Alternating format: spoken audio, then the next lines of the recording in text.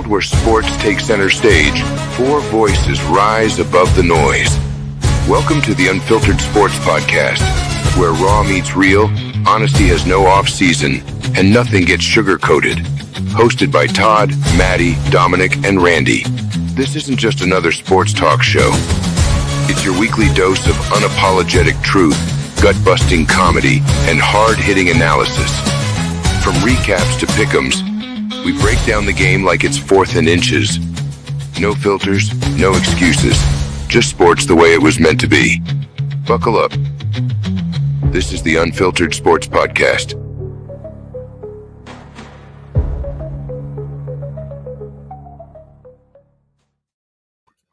Hey, welcome into another episode of the Unfiltered Sports Podcast with your host, Todd Fox, along with the other men who are sitting on the couch because our teams have not represented us or our cities very well. I am here because of Seahawks, and to my right is Dominic. What's up, everybody? I think any of our teams might have played better than some teams this past weekend. All right, here we will get into that, my friend. Yeah, we got a lot to say. Yes. And moving on to his right is the one, the only, 1-star rated Matty Matt. Here we go. What up? What's up, everybody?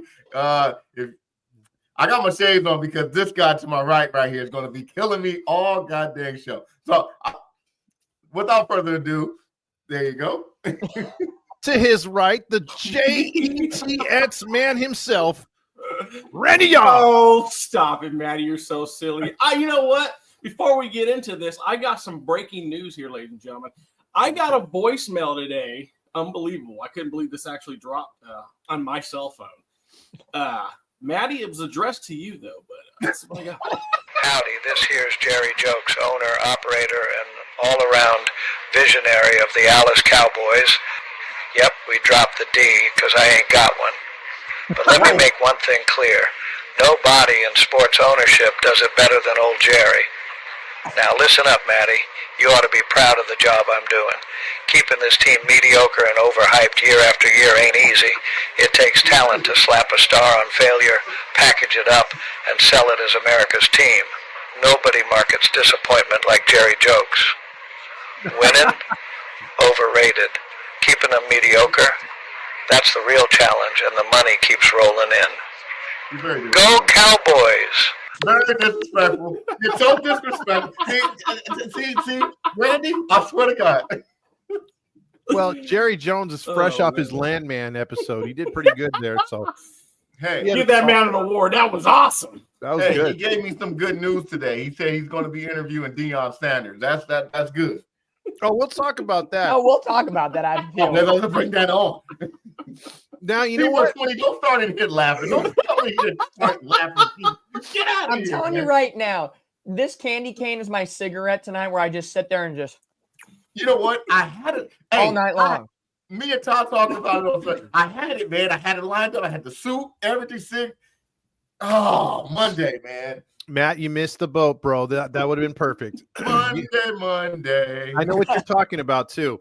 But before we get started real quick, I think Nats fan said it best. First, I want to say I hope all y'all are in Cali peeps are safe with your family, safe and sound. Please know that I'm keeping you in your prayers. A lot of people are, and we really appreciate that. Absolutely. It's not really affected each of us individually, but it is very close and has been very close. So, yes. And we probably have some friends that have dealt with it. So, yeah, thoughts and prayers out here to the LA area. But then again, not to get political, but God damn it, take care of the East Coast as well if you're going to take care of the West Coast because they're still reeling from the hurricanes too. So hurricanes, snowstorms, you name it. Yeah, exactly. So with that being said, let's talk some football. There were some playoffs that were played over the weekend. Playoffs? Oh yeah, that's part of my first. That's part of my first story because we're going to start out real quick with two big stories, and then we're going to get into the games themselves, recap them, and then obviously give our picks along with you in the comments. But first off, headlines. We're going to talk some coaching changes. Obviously, there was a few spots that are still wide open right now, including Randy's team, the Jets. But now Matt's team for weeks. Yeah. Now Matt's team is open.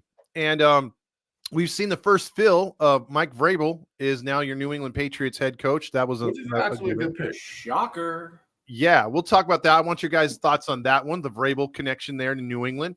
And then, interesting, Coach Prime has sort of put himself in the portal like most of the college football players have done. And now his name's been thrown in the ring for the Cowboy job. And I guess as we start this real quick, before we get your guys' thoughts on Vrabel, I want to go straight to Matty on this one, if you don't mind, Dominique. Go for it. Right away, dude. I mean, who do you prefer? Because there's that, I don't know, Garrett 2.0 and Kellen Moore being the guy, supposedly a controllable guy for Jerry Jones. Or do you go with a flashy Deion Sanders who is not? It's going to be more Jimmy Johnson like. He's gonna run things his way. So I mean, what do you think, Matt? Hey, you said it. You said it right, Todd.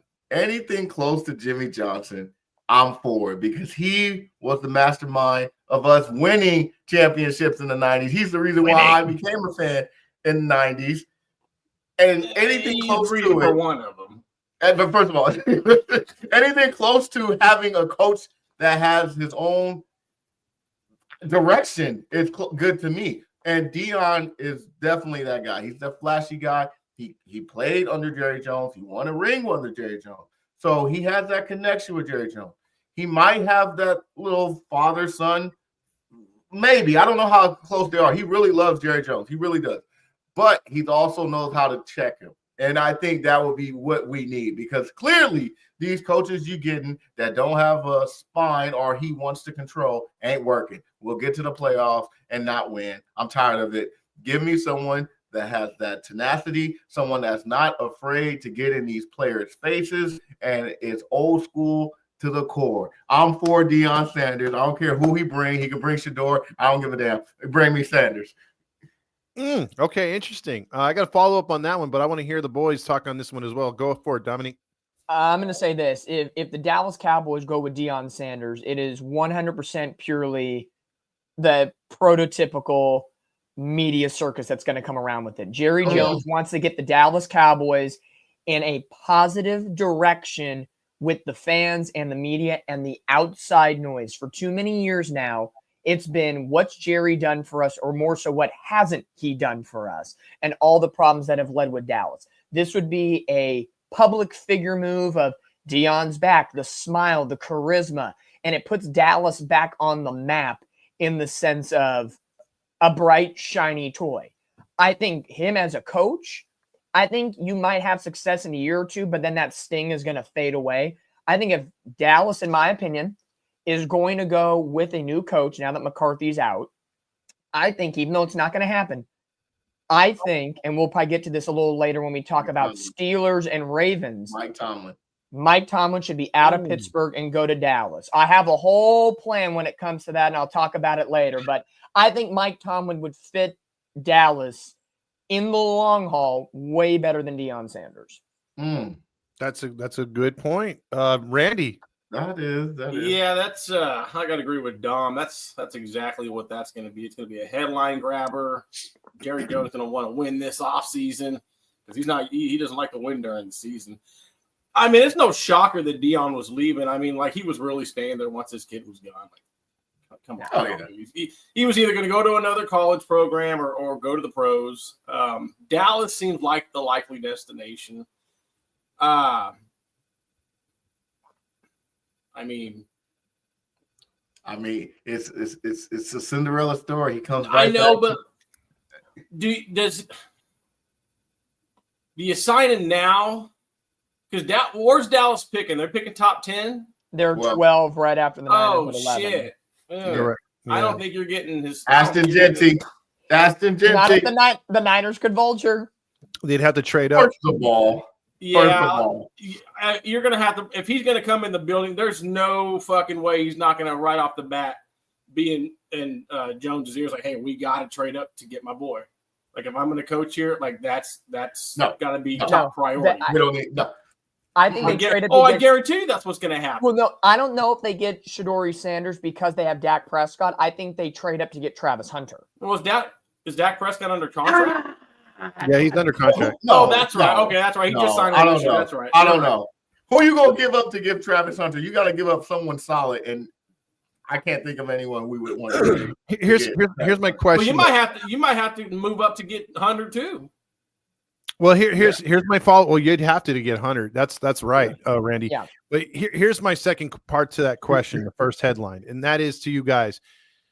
Does it concern you at all that Colorado had one of the weakest, what is it called, schedules this year, and they still dropped 3 games, including one non-conference game, did not qualify for the playoffs in college football, and you want to promote a guy who's just getting his feet wet in college football in a way, because I know he did some HBC stuff, but he got to the big dance, big conference, has not had that, that resume yet, like, are you leery, especially you, Matt, of him just walking in there? Yeah, he's got the charisma of being a former NFL guy, but it's different. It's really different. Would you want to go with like an Aaron Glenn who's been waiting in the wings, who's put in his time, not as flashy, obviously, but I mean, would you go with that if you were given the option? I mean, realistically, look, I would go with Aaron Glenn. Definitely. I'll even go for the coordinator for the Lions, because he's been doing pretty good. I hear his name is being thrown in the mix. The offensive coordinator. Yeah, the offensive coordinator. I would go for anyone with experience, of course. Obviously, that's the correct answer. But let's keep it 100, though. Deion, man. Deion don't play. He don't play that much. And yes, think about it. He did have a small career in his coaching career. He turned the HBCU around. He put them on the map, and then as soon as he left, they really hear about it like that. Colorado, the first year he did mediocre. Then this year he had them playing really good. So he does have that. What's the word I'm looking for? He has that coaching style that can change a team, because I don't know if you guys seen some of his interviews he's had, not interviews, but his speech with his coach players and stuff. I don't know if you guys seen him on YouTube, but dude, he can light up a room, man. He can get players fired up and get them ready to go to war. That's what you need, man. And the fact that he has an already relationship with Jerry Jones, I feel like it can help, because these coaches Jerry Jones keep hiring, man, they're just pawns. And even if Sanders is low-key a pawn, he's a pawn that will at least have his own lane. You know what I'm saying? Well, here's the thing. It's like the way he peps up a college team. Are the pros going to respond the same way? Because you would have to adjust a little bit. And then And then the other thing is, when you talk about, okay, he built up his way through the HBCU and then at Colorado, I think in his mentality, as an outside perspective, it's probably better for him to leave Colorado now, because if he stays at Colorado the first time without his son and without Travis Hunter, and let's say Colorado next year goes 5-5 or like 500 at best, then we're going to question, was it the kids or was it him? And I think that could stir a big. But players want to play with him. Well, hold on. Hold on. This is the way I look at it. Sanders can coach. I'm with Dom. Can he do it at the pro level? Can that shtick work with grown ass fucking men? I don't know. I mean, a lot of these grown men in the NFL fucking act like fucking dumb shit kids anyway. So it probably could. You're not wrong. But see, the thing is when I looked at the Colorado team, and I saw a lot of shit, about them on X and the way these players present themselves and the way they act, they are very, very fucking immature. And that does fall on the head coach, man. And he doesn't seem to be a disciplinarian. He seems to talk a big game, this and that, but there doesn't seem to be much discipline. And I think I don't know if you guys saw that clip a couple of weeks back with the ball boy trying to grab the ball. And Shador's fucking, getting lit. And then his fucking brother comes in and starts acting like all thuggish. It's like, what the first of all, that falls on the look of the dad, on the look of the fucking head coach. And I'm going to tell you right fucking now, if that's the way he acts and then that's how he keeps his son under his fucking wing, I can't imagine. I can only imagine that kid's going to fucking fall apart at the NFL level when his dad's not coaching him. Yep. See, that's the problem with. But hold on, I will say this: if you're looking for Maddie, I know you're talking about bringing these guys in that fucking Jerry Jones can control. Deion Sanders is definitely not one of those. But you bring in a Ben Johnson or an Aaron Glenn, I guarantee you they're not going to – it's going to be Jerry Jones' fucking team. Those will be his puppets. Yeah, absolutely. Yeah. They got a better shot at having more control in New York. And Ben Johnson don't even want to fucking and that's my only reason why I'm for Deion, because I don't want another coach that doesn't have his own lane, doesn't have his own say-so. That's all. And Deion seems like the only coach right now that's available, unless you bring in Troy Aikman. These are players that played with him and knows how to deal with Jerry and know how to say certain things and can get away with it. Other coaches. This is old man Jerry Jones now. Yeah. I got a feeling they're going to clash. I just got this feeling. Let them clash. Because look, man, championship brings happiness. I'm just saying. But you saw what happened last time a fucking championship coach clashed with him. He fucking booked it out and left. Didn't fucking coach there no more. I just want one, man. I'm tired of living in 95, bro. It's 2025. Brother, I can respect that. At 41 Maddie's like, let's win Jets, one. I can respect that. Maddie's like, let's just win one and blow the whole thing up and never talk about Dallas if they got. I don't care. I just need that one, man. Right now. Hey, be careful. Be careful what you wish for, because I remember saying in 2002, man, we could win this World Series this year when we got there. You would be a good coach, Mario. And I would have been happy for another 20 years if we didn't win one. Wow. Yeah, but I'm 41 now. I'm going to be 42 this year. It's Todd. I don't know if I got 20 years. It's me. I'm the problem. So let's move on to another quick hitter real quick. I was going to talk about how bad and ass the games are in this weekend. We'll get into that as we move along, I guess. But quick hitter on the coaches to play off of this one, the Dallas we focused in on. More dysfunctional franchise to take over. Which one do you guys pick right now? And which job is more appealing to a first-time coach out of these three? And you give me your quick hitter opinion. Jacksonville, New Orleans, or Jacksonville, New Orleans, or what was the other one I just popped in? Chicago. Which one's the most appealing? Chicago. The most appealing as far as what they've got organizational wise and ownership combined. What was it? The Jags, because look, you got the Saints, $60 million. What about the Jets? No, I'm just talking about these three right now. We're Saints, Jags, and what was the other one? Saints, Jags, and Bears. And Bears? Because you got the Bears not knowing where they're going to play in a few years. They're trying to move around. You got dysfunction all over that place internally. Jacksonville's got the richest owner, but he's busting an Artie Moreno. He desperately wants to move to Europe because he could have built a stadium like 10 times over if he wanted to down there. He clearly doesn't want to stay in Jacksonville. New Orleans plays in a dump named the Little Caesars Dome now instead of the Superdome. And there's $60 million in the hole. I mean, who goes where? And what's more appealing to you guys if you're a first-year coach? The Bears, easily, no question. They got the most talent. You're probably fucking right on that one, dude. No question. The way you broke it down, dude, I'd hate to go in a situation $60 million in a hole. I'd hate to. Jacksonville's just fucking. That's just a shithole waiting to happen. That owner sucks. I'll be contrarian a little bit. I'm going to say Jacksonville is a little more appealing if I was a coach. Just because of this moment. Because where they play? No, not because of Jacksonville. As a coach, you want to win and get to the dance of the playoffs. It is an easier route to the playoffs in the Jacksonville's division than the Bears division, first and foremost. That's very true. Okay? You have the Texans, Colts, and Tennessee Titans. You can battle for first place all day long in that division. Look at the North this year. Vikings, Packers, and the Lions were a dead drop. They all could have won the number one seed at some point. You're welcome. You're welcome. So you have that rolling for you, number one. Trevor Lawrence, I know Todd has his feelings. Trevor Lawrence, when healthy, we have seen moments where he can be not a top 10 quarterback, but he could be a serviceable, manageable, decent quarterback in this league. You have a couple running backs that are not grade A, but you can utilize them in certain senses.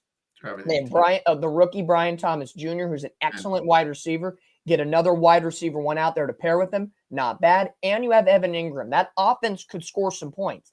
All you really got to do coming into there is figure out a way to work with the owner and the dumbass GM in Trent Baalke, get some defensive help, and you may have a shot at least getting a wild card threat or even winning that division on an off year when the Texans aren't good. So to me, I'll go contrarian and say Jacksonville because of division and some other elements. Chicago's just a mess. I'm sorry. They could have talent. They're a mess. They do have talent, and they are a mess. And, yeah, we do suck, Mario, but we didn't fucking lose, 10 straight for the season. Like I said you would after you lost to Washington. Hey, did we all get their fingernails painted when they beat the Packers last game of the year? Did they get them painted? I'm going to go get mine painted, put Mario on them.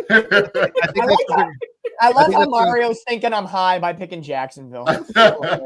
I think they're going to start the season next year. A little bit. I think they're going to start next year with the Manny Petty. So, oh, man. Me personally, I just think it's the Bears. They're the most talented. They have pieces already there. Defense is really solid. I mean, all you need is a good coaching, a couple of pieces added, maybe another wide receiver, and you should be good. Yeah. I don't know. They need an offensive line. It really came down to a lot of bullshit coaching decisions for Chicago this past year. Yeah, I mean, you got to get somebody in there. Like Ben Johnson could probably go in there and probably utilize Caleb to his best of his abilities. Mm-hmm. I think best coach for Chicago right now, you have to roll with who Caleb Williams is going to function with the best. And I think if you are the Bears, it's got to be an offensive-minded coach. I think they go after Cliff Kingsbury. That would work too. A guy that was with him at USC that ran that offense. Again, college different from the pros, completely understand. But you need a guy that literally will bow down. Trust him very well too. Exactly. So you got to pick somebody from that kind of collegiate inner circle like that. So Cliff Kingsbury could be one, but I don't think he's going to get the job or even want it because he's rolling right now with the Commanders. Oh, for sure. Yeah, he is. He is. Yeah. It's just, does he want that scrutiny of being a head coach again? So we'll have to see. Somebody's like, oh, hell no. Oh, hell no. No. So, guys, let's get it going. And let's get it going, man. Let's get this over with already. And we're going to rip the Band-Aid off of someone who's conveniently not here tonight, isn't he, Matt? There's a particular monkey by the name of Rally Chris. Yeah, I've been looking for this particular who's not in the chat. Ain't in the chat. MIA. Y'all know Hold what on. I'm talking about. Hold on. We got it. We got an intro.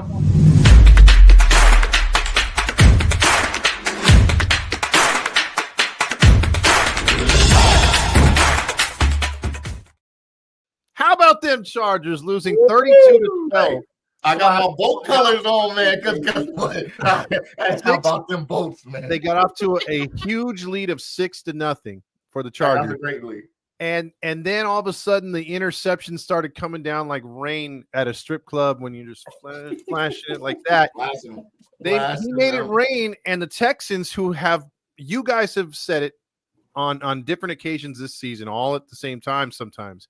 Houston has been unimpressive. They've been in a sophomore slump. They've dealt with injuries. We all picked them except who picked the Chargers to win? Yeah. Houston didn't win that game. The Chargers lost it. Yeah. Yeah, I mean, we all picked the Chargers except Matt, I think, right? Matt picked I'm the only one picked Texans. I ain't gonna lie to you. The bitterness got the best of him that day. You're goddamn right. Yeah, that's the only reason why I picked them. I ain't gonna lie to you. Deep down, I felt like, damn, the Chargers are favorite to win. They might just win because the Texans ain't been looking that great. But damn it, I'm glad I picked them. Why do I have you down? Why do I have you down as the Chargers? No, pick the Texans. You sure? Yeah, he picked the Texans. I'm gonna go back and look at the tape. I'm gonna go back and look at the tape. I'll pick the Texans. So, fellas, thoughts on again? Sonia, go back and look at last week's tape for me. Yeah, scroll back. I know. Thoughts on this one, fellas? Chargers. We all said it too before. As much as we critiqued the Houston Texans, we also said, hey, the Chargers are a little ahead of the game. That they won a lot more games than we thought they would. They played better defense. Offensively, they were shaky. We knew that was going to be a problem. But did this play out to what you kind of thought could happen? Because we obviously didn't predict this. And what were your thoughts on the game? You know, I think overall, and I'll as we start the recap here, I'm going to say on a scale of 1 to 10, I gave Wild Card Weekend a 4 out of 10. It was a very blasé weekend for football. The only game that gave me some sort of feeling was the Commanders-Bucks game. Yep. Honestly, every other game was in some way, shape, or form. The score didn't match the vibe of the game, and most of the time the vibe was very, very low. So just want to start off with that. Todd, like we talked about, and we all have on this show, the Chargers have they have set the framework and the fundamentals moving forward with Jim Harbaugh. To overproduce like they did this year is great for Charger fans. And I know everybody's going to come in and say Herbert's overrated and all those situations. I think he is a talented quarterback, no doubt. When you put the right pieces around him with the right coach, because in years past, he had Mike Williams, Keenan Allen, Austin Eckler, but with a bad coach. Now you have the right coach. If you put the right pieces with the right coach, now we're really going to see who Justin Herbert really is. So the next 2 to 3 years, we're going to see the tape on Herbert. So I'm not out on him, but I'm not saying, oh, he's top 15. No, he's still mediocre at best. But I didn't see the game happening like this, but DeMeco Ryans and the Texans defensively had a plan, and boy, did they execute it. And that defense gave the offense so much energy. And C.J. Stroud, you could tell, had a weight lifted off his shoulders and play freely. Him and Nico were working together. And where the hell?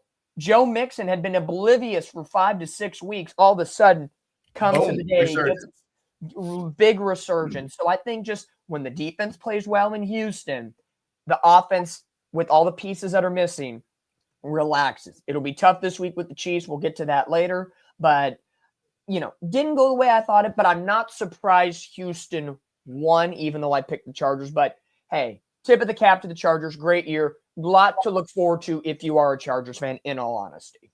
Agreed. Matt?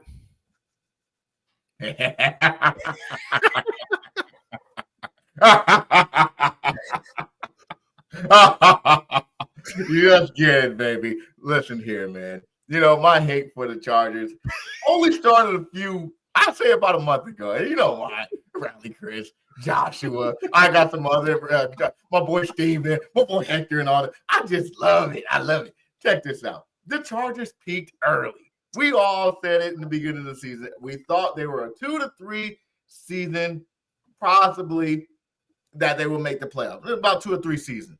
They peaked early. Harbaugh did really good. Herbert played decent all year, except for the playoff. 4 picks. That was the main reason. And their defense actually shined. But they didn't have nobody. Outside of J.K. Dobbins and McConkey, that was it.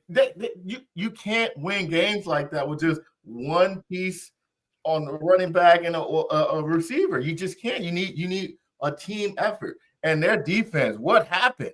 You gave up 32 points. A lot of it was from the interceptions, block PATs, and also I think they had a interception return for a touchdown. Yeah. So that's 14. Well, I can't say all 4 teams from defense. Herbert really definitely had a lot to do with it. So, also, are we calling you Rally Matty Man? And by the way, speaking of that, I got something to say. As soon as the game was over, I had to message Rally Chris. He's probably not even watching this game because he said he wasn't going to be on. And I blocked your ass. And that's fine. I already talked to Todd about it. Todd told me some information that made me even more mad. So I'm going about this. Hey, Todd, can I keep it 100? Yeah. Of course. Dom, can I keep it 100? Keep it 101. Ram, can I keep it 100? If you fucking don't, you're off the show.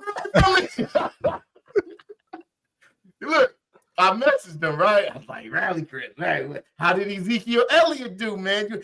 You were supposed to win. My man said, hey, at least we got to the playoff, unlike Dallas. All right, whatever. Then I was being respectful.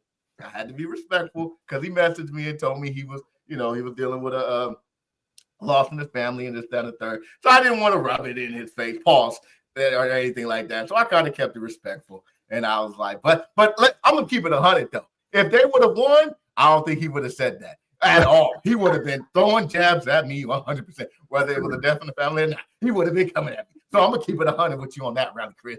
I respected it. I let you live. But damn it, once you tell me you fine, I'm ripping your page up. Why do I got to I'm not. Okay, I can be disrespectful. I don't give a shit. I got to feel the Chargers won. That person still be alive. There you go, Josh. What you think, Randy? Oh man, what the fuck were we talking about again? The Chargers, man. The Chargers. No, listen, hey, I've been talking shit about Justin Herbert for the last 2 years. Now I remember last year on the initial one. Oh my God! Dude, I am not a fan. I mean, the kid is talented. He's a regular season kid, but when the playoffs come around, he's not good, man. He's a top 15 quarterback. 2.0, maybe, but. Everyone's sitting here on this panel saying that, hey, get the kid some weapons. Okay, yeah, that's fine and good. But did we not see the throws the fucking dude was making? Come on, bro. Like, those fucking throws, like, come on. Those are rookie throws. You're overthrowing guys that aren't even there. Like, I mean. It's desperation. Can I interject? Can I interject? Go ahead. I will say this. He had weapons. Did we not forget he had Mike Williams for a few seasons? Did we also forget he had Keenan Allen? I'm just saying. I will say this. His coaching has been a failure to him, but he's had weapons. Mm-hmm. And now that he's got a good coach, now let's see what he does with some weapons. Because right now he don't have it like he used to. But I will say he's had weapons before, and he ain't done nothing with it. He's a shitty playoff quarterback. I'll give him 2 years to get. Let's see the real Herbert. If they can add pieces, 2 years. Next year, the year after, we'll know, and then there won't be a conversation.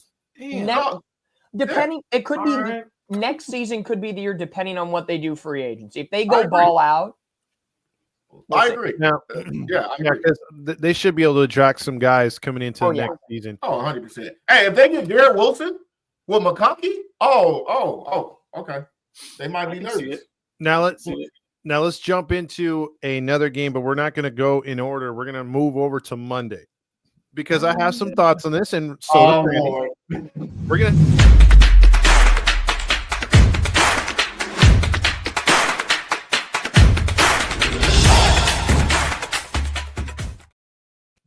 to peel. I got a little trigger happy there. No, it's okay. They have pills for that. I was going to say, so was Sam Darnold, but that was the wrong game. Yeah, if only we could get a blue chew sponsor. You know what? First of all three of y'all can't all crap on me, okay? I know Randy's going to crap on me, Paul, but all three of y'all can't crap on me. All right, well, let's talk about the team that needed the blue chew, to be honest with you, Randy. The Vikings. Now, listen, I've been like Matt in a way. I have someone that pisses me off that's a Vikings fan. So I've been down on them. I've been trying to bring them bad juju all year, but they went on a goddamn winning streak, and it looked like they were almost going to take that division. Sam Darnold kept throwing it in Randy's face all year, and when he was calling him out, the Vikings kept rolling until Randy called it 2 weeks ago. When they had to go head-to-head with the Detroit Lions for all the marbles. And then this game against the Rams, back-to-back terrible games. I didn't see this one coming, fellas. 27-9.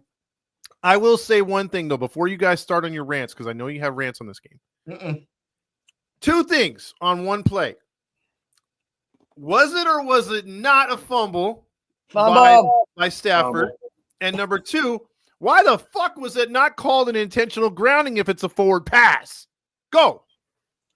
Fumble. Should have been a tie game, 10-10. Completely changes the complexion of that game. That is bullshit, and everybody knows it. Yep. Okay. That's number one.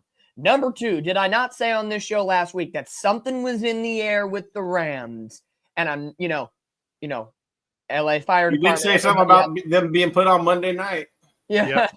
Monday night, last game, prayers up to everybody battling the fires right now and everything. No one saw that coming. But again, a game moving out of LA.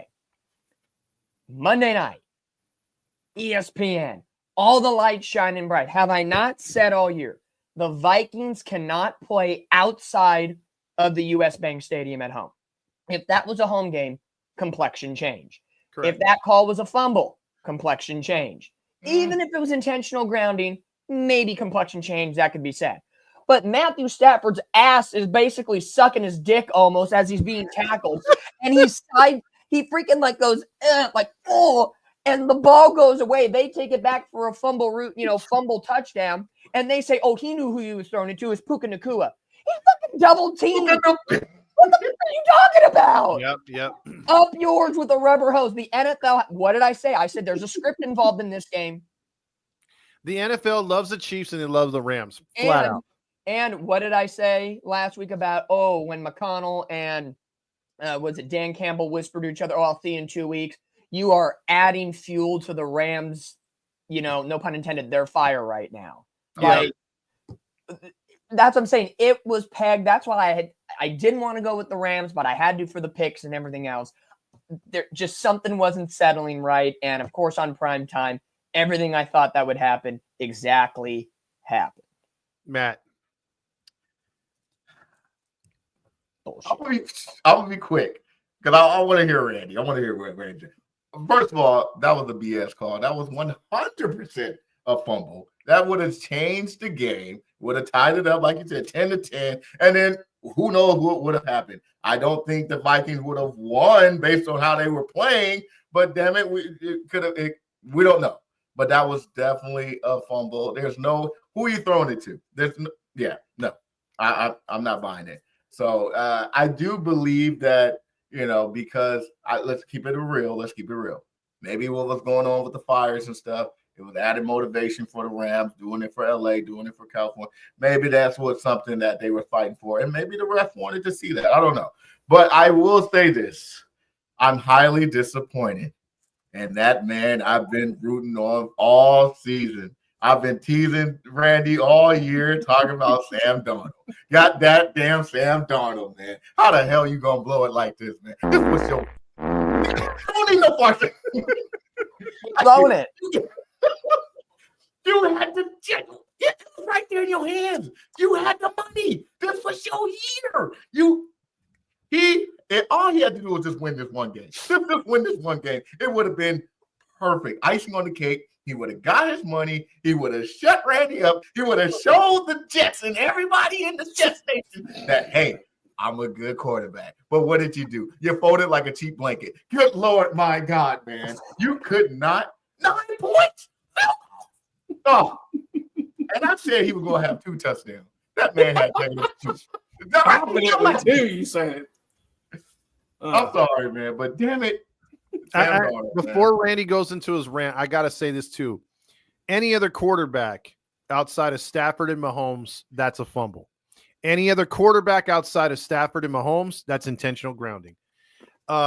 You're absolutely right, both of you guys. And again, the last thing I'll say before Randy takes the center stage on this one, because it's an I called it rant right here. Yeah, here we go. But I will say this.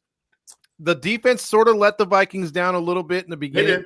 But they got it together late in the game, and they gave the Vikings chances. But Sam the man, Randy, Sam the man was given the opportunity, and what did he do with it? Go ahead, Randy. Shit the bed, baby. Just like I told you would. Listen. If you didn't see the son of a bitch in New York and you don't remember him seeing fucking ghosts, boo. Well, check it out. He saw a lot of fucking ghosts the other night. Be nice, Randy. Oh, no. How many fucking times was he sacked? Who the fuck? Hold on. I know Zach Wilson does. Who holds on to the ball that fucking long? Like, Geno come on, Smith. dude. Like, Lord. you can be – okay, first of all, I think Teamer 20 said it. The Vikings are just like the Eagles last year. They're the worst fucking 14-3 team I ever seen, dude. They're so mediocre. I guarantee you, dude, if you take Justin Jefferson – or even the threat of I think it's Aaron Jones, the running back. If you take either one of those guys out, Sammy D's not scaring a fucking soul, dude. He never has. He never will. Everybody just saw why he's a backup at best. It's shit like that, dude. And 2 of the biggest fucking games in Minnesota Viking, I would say past memory, he completely shit the fucking bed, solidify J.J. McCarthy taking this starting job next year. The kid's probably going to get paid, and some team's going to find out fucking harshly, like, holy shit, we fucked up. Sam Darnold is a backup. He got lucky this year on a very talented team. I would say a very well coached team. So Yeah. if he has any fucking chance of being anybody, he better go to a team that's really well coached, and it better not be one of the teams that are getting a brand new coach, like a first time coach, because that won't work. I have no faith in the kid. I said it about a week ago, after that Lions game, that the kid he does not play well under pressure. When he played that's why New York was never a good spot for him, because he does not play well under pressure. And he had the division on the line. All the eyeballs were on him on prime time. What did he do? All the eyeballs were on him at prime time in the playoffs. What did he do? It was fucking New York Jets, Sam Darnold all over again. And this is why teams have passed on him and not made him a starter, because these are the bonehead decisions that he makes. And holding on to the ball like a fucking rookie in big-time games just shows why I was right. Real quick, Mario says if the Jets went 14-3 with him, would you be saying the same thing? Well, first of all, I wouldn't have to say anything, because they would not be going 14-3 with Sam Darnold. Are you fucking crazy? Well, this dude says, "Luck, how many TDs? You must think Fresno State quarterbacks are good too." Well, there's two of them playing in the fucking NFL. No, if you think about it, how many times did the Minnesota Vikings defense this year win a game for the Vikings? Lots of times. The Jets were one of them. They barely snuck by the Jets because of their fucking defense. I would say there was probably 3 to 4 games where the defense won. So you take that out, he's a 9-10 win quarterback in that sense. And yeah, 10 wins coming off of a years of being a backup, that's still serviceable. I would say, if they probably wouldn't have made the playoffs though.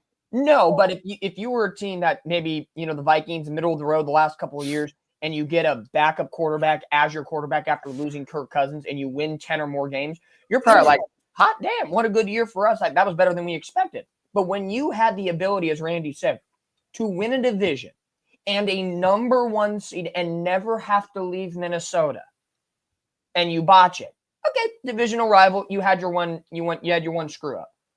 And then you go on the road and do the same type of shit again, it made Sean McVay look like even more of a genius. And on the he definitely outcoached. Yeah.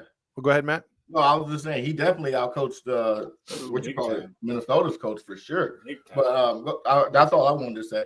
On the flip side, I was going to say real quick, you got the Rams who went out there. The genius did genius things. He was butt slapping the refs before the game, giving them kisses, and all the whole nine. And then you had just a brilliant strategy. I mean, I hate giving the guy credit because, but in this case, you got to, because obviously you guys have stated it.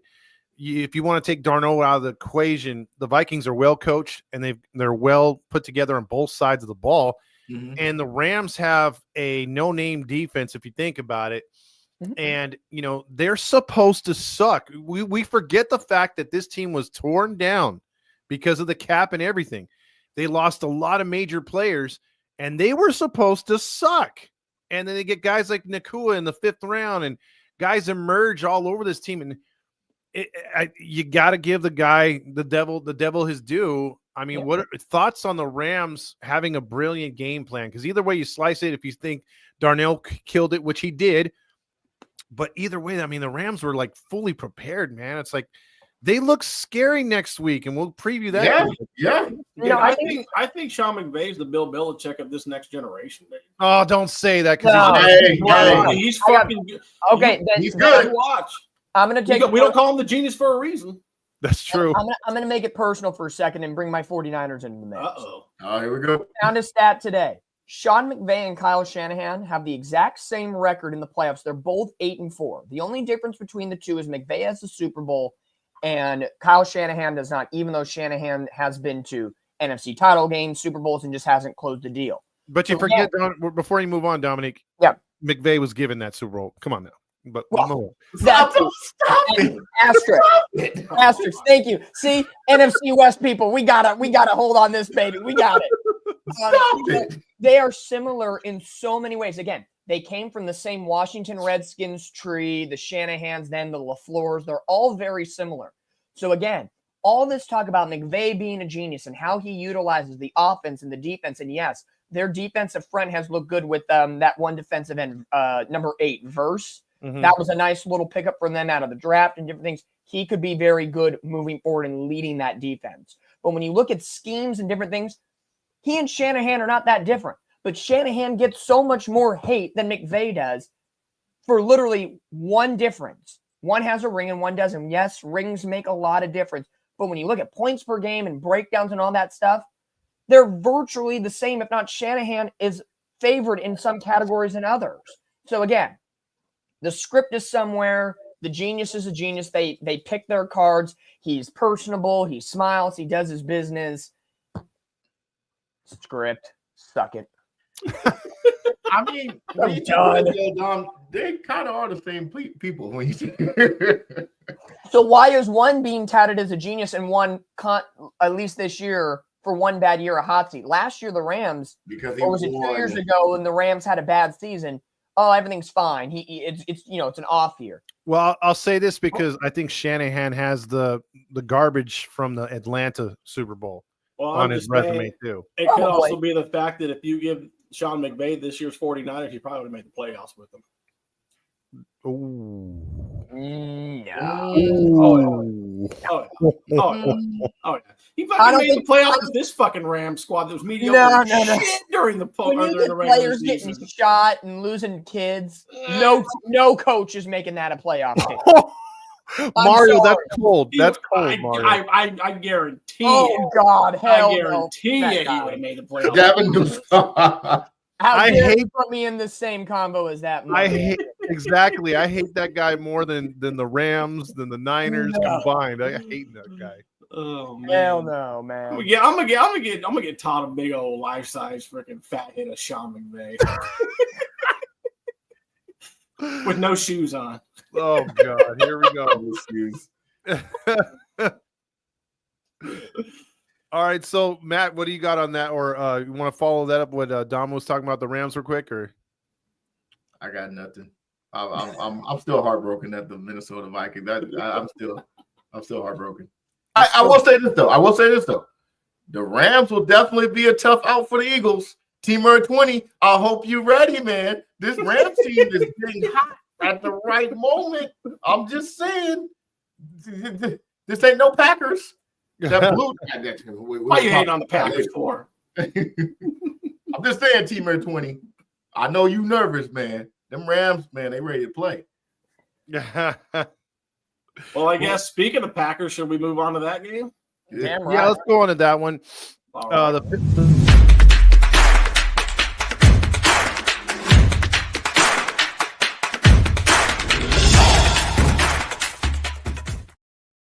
I gotta be ready for that. I just gotta pull my fucking hand away. Just wait for you to talk. 0 for 3. All right, let's start again. The Philadelphia Eagles didn't need the what is it called again? The brotherly shove too much in this game.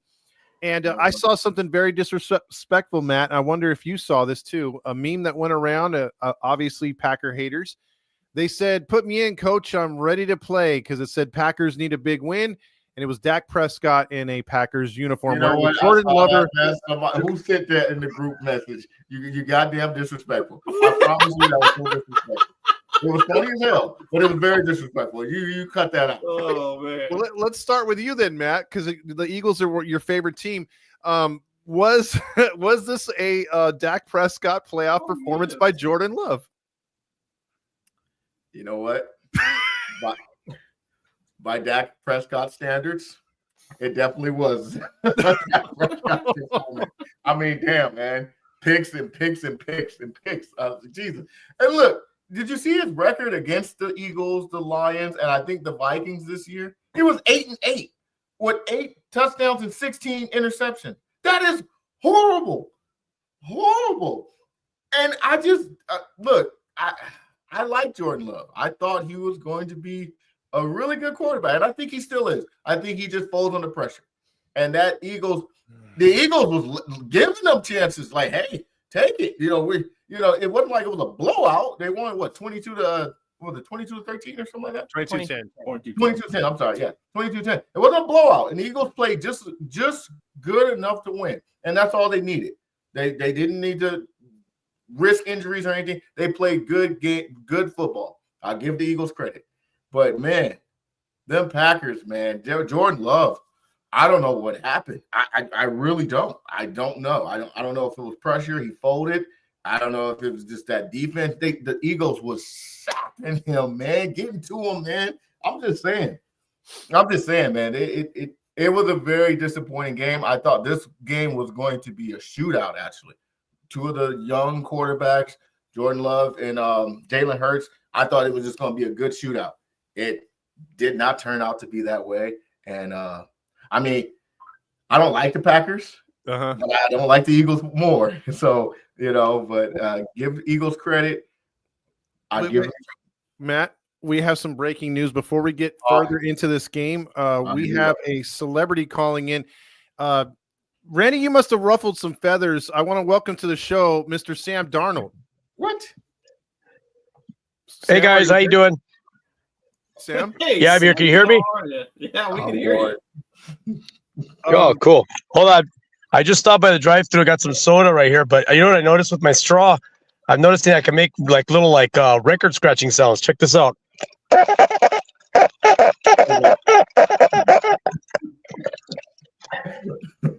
Pretty cool, Sam, huh? Yeah, that's awesome. Yeah. What did you major in USC? Oh, I majored in a lot of things. Let's see. I was the freshman offensive player of the year,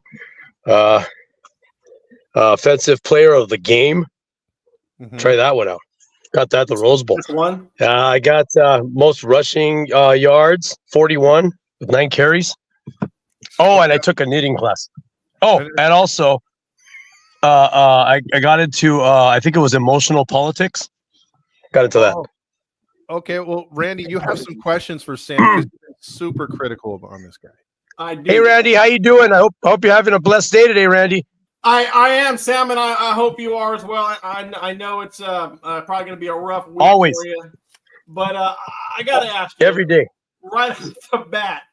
So, of course, you guys made the playoffs, but you kind of shit the bed, buddy.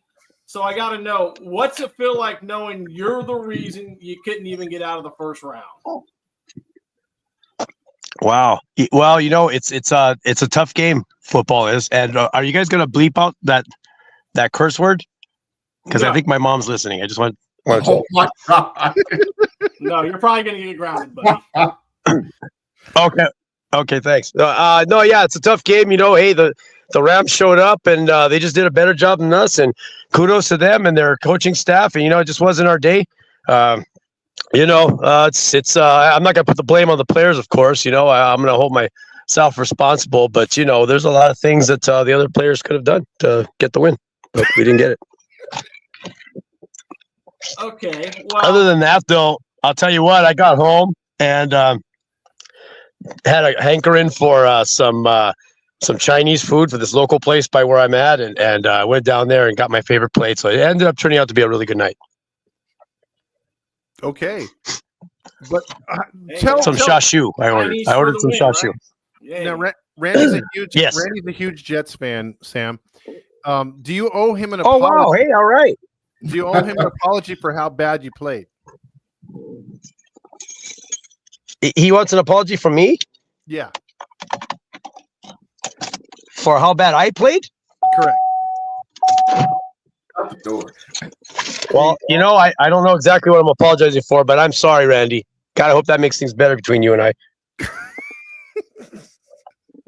So I think Randy. I mean, Not really? No. Do you still think USC quarterbacks are good? No, I've never thought they were good. Oh, really? There's a little European girl with an angry face here that begs to differ. By the name of Greta. Hey, I don't know who that is, but listen, Sam. I have There's people like myself who think you're no more than a backup. And I gotta say, that's fair. I think this was a fluke season. I think you got real lucky. What's it like knowing that there's people out there like myself that think that you're nothing better than a clipboard holder? Ooh. What's it like? Wow. That's fair. I had a really good season, and we had a great run. It just didn't add up at the end there. It happens, but doesn't mean we can't persevere and come back. And once I sign my $100 million contract, we'll definitely make that push. You think the Vikings are going to re-sign you? Oh yeah, they're going to see. Well, I just saw something right now. Hold on a second. I swear I'm seeing spirits flying around back and forth around me. Classic Sam Darnold. Squirrel. Yeah, I swear somebody walked right by me. I'm looking around now. There's nothing here. I'm getting kind of spooked. Did you fall down to the floor? Are you seeing ghosts, Sam? I think I am actually. They could be evil spirits or good spirits. Not sure. I'm not about to ask either. To be honest with you, I'm a little scared. I've always had a question. You've been compared to Megamind, the size of your head. Does a team pay extra for your helmet to be that big? Because it kind of looks like you have one of those safety helmets on, but it's like a regular issued one. Got a Guardian cap. I'm sorry. You turned all robotic on me and broke up. I didn't make out what you said there. Oh, I said you sound or you look like Megamind. That was I heard that was your nickname in USC in knitting class.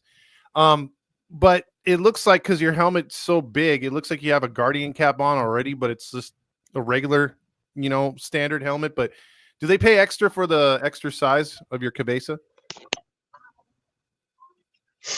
Oh, you're talking about my cabeza. For a second there, you sounded like Peter Frampton.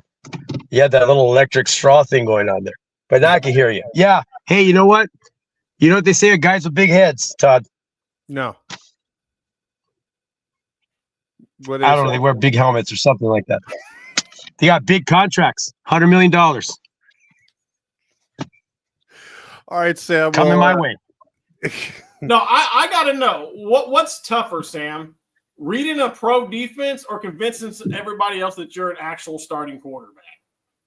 Worth $100 million. Yeah, worth $100 million. Well, I'll tell you what. There's a trick. There's a trick to both, and I'm still trying to iron out the wrinkles there. But you gotta kind of like coast in between there and kind of let them. You want to keep them guessing, but you also want to prove yourself a little bit too. I just came up a little short, but like I said, I'll get them next season. Oh yeah, you're definitely leaving them guessing, buddy. Well, you laid the groundwork for J.J. McCarthy, so hopefully you'll be a Jet and make Randy's next 5 years very happy. No, I hope you're not. Hey, whatever, brother, you whatever I need to do deal to with make the pressure. You have no bone whatsoever in your body that you can deal with any amount of pressure. In the Lions game and this past game against the Rams proved that, and your entire fucking tenure in New York proved that, buddy. Work on that before. I beg to differ. I got one good bone in my pants. Oh, that was a little. I forgot my mom's listening. I shouldn't have said that joke there. Sorry about that, everybody. Mom, sorry, Mom. Yeah, it kind of slipped out. I had to go for it. You are a big old boner there, Sammy D. Hey, thanks. Hey, you must have heard some stories. Thanks a lot. Hey, Randy, I hope you have a great season next year with your Giants. Yeah, go blue, baby. All right, thanks, Sam. We're gonna get back to these games. Okay, guys. I'll catch you later. Maybe we'll hang out someday. Hey, can you knit Randy a blanket? Oh, Lord. Sure. No problem. Whatever Randy wants. No pressure whatsoever. And there goes Sam Darnold. What the hell is he drinking? That straw is annoying shit. Drinking that choking juice. All right, so I think we were on the Eagles-Packers game. Yeah, all I said was that Packers blew it, man. The next thing you know, breaking news, Sam's calling. Oh, no. When Eagles-Packers, let me tell you this. Anybody that had Jordan Love MVP coming out of their mouths in the preseason, shut your ass up. This dude is going to be nothing more than a bona fide, just slightly above mediocre quarterback. Ooh, that's a shot. No, And we all talk about Sam Darnold as he just hung up the phone, played himself out of a big contract. The performances that he, Herbert, and Jordan Love just gave this weekend just shot up Brock Purdy's contract by $20 million.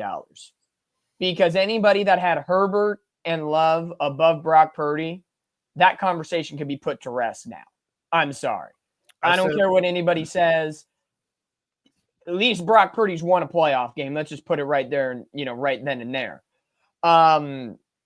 There is not to me.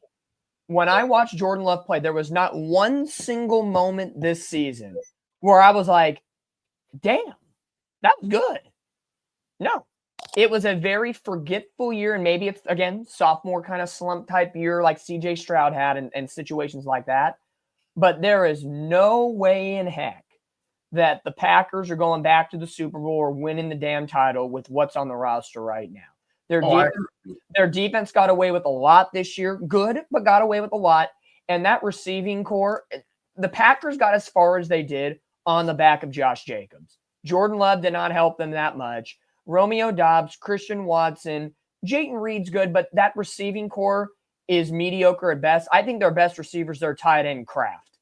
I think he's their best wide receiver. If they utilized him and incorporated him into their offense more, I think he could be a top 5, top 7 tight end in the NFL, like maybe not a Brock Bowers, but Brock Bowers, Travis Kelce, George Kittle, Sam Laporta in that area. But there was nothing, and I mean nothing, special about this Packers team this year. And Jordan Love epitomized that. He will be a slightly above average quarterback his career. You know what really made people look at the Packers as a contender? The fact that last year when they beat us, we were the number 2 seed, they snuck into the playoff and annihilated us and then gave you guys a run for your money in the divisional game. That's the only reason why people were like, hey, the Packers. But I agree. This team was not scary at all. So many games that they lost that they should have won or one that they should have lost. If the Packers last year had Josh Jacobs instead of Aaron Jones as their running back, they probably beat us out of the divisional round because Josh Jacobs is that good on the Packers right now. But they need elite help in that sense. I'm sorry. And what's Bryson saying? Purdy had CMC, top-tier O-line, tight end, wide receiver. Really? Well, when you have the Chiefs and the refs against you, that's one. And Dre Greenlaw. Here we go, man. And Dre Greenlaw pops an Achilles where Kansas City had nothing going for 2.5 quarters. Shut your mouth. CMC, please. When you have people getting shot, losing kids, injuries, I'm glad my Niners didn't make the playoffs this year. I'm sorry. Well, wait a minute. How come Jordan Love don't get that kind of love? No pun intended. He was injured a lot this year. Yeah, he missed about 4 or 5 games. I'll say this. They had Josh Jacobs running. They didn't need Jordan Love. You can't get one-dimensional in this league. I'll say this. They are a very well-coached team. I like LaFleur? Matt LaFleur. I almost called him McFlurry. I heard it. I heard the Mick. You heard it coming, didn't you? I heard that Mick. No, I think they're very well coached. I think you got to get that quarterback healthy. Let's get him some offensive line help. Let's get him a receiver. You got a running game there. I want to see what the Packers could do if that kid could stay fully healthy-ish. You're missing 4 or 5 whatever games. You're hobbling into the postseason. That's typically what you're gonna end up with, especially when you face a team like the Philadelphia Eagles. So let me see what the Packers can do this offseason. It's time the Packers, started dabbling a little bit in fucking free agency. Like, come on, guys, go get your guy go get him an offensive lineman or something, maybe a couple. Get him a receiver. There's some available. Garrett Wilson's available for trade. I promise you that. Tyreek Hill's there. He wants to fuck out. Devontae Adams. Yeah, Devontae Adams could be had. Like there's plenty of fucking options. Mike Williams is available. I think he's a free agent. So there's options. Go out and get the kid some talent. Keep him upright. Because that was the biggest thing. I think it was week 1 when he got sacked and he had that leg injury, that lower leg injury or whatever. Yep. So I want to see what the kid can do fully healthy, healthy-ish. It is football, like we said. It's a grueling ass game, but like let's see what the kid can do fully healthy-ish. Like that's what I want to see. Yeah, I have to agree with you on that one, Randy, because like I'm very skeptical of him getting that bag too early. He got a lot of money, man. So we'll see what happens he does next year. And yeah, I'd like to see him with a full repertoire. If he comes out playing like this, and he was very mediocre this year for them, injuries or no injuries, something's got to change for the Packers. And unfortunately, they already gave him a bag. So let's move on to the next game, which this one was probably, I guess, guys, probably the most predictable and the most non-fun game out there, at least after the first quarter. Broncos scored the first touchdown and proceeded to give up 31 straight. The Bills ran a train on them. This was not even close. Trubisky got in there, Mario's boy, in the fourth quarter.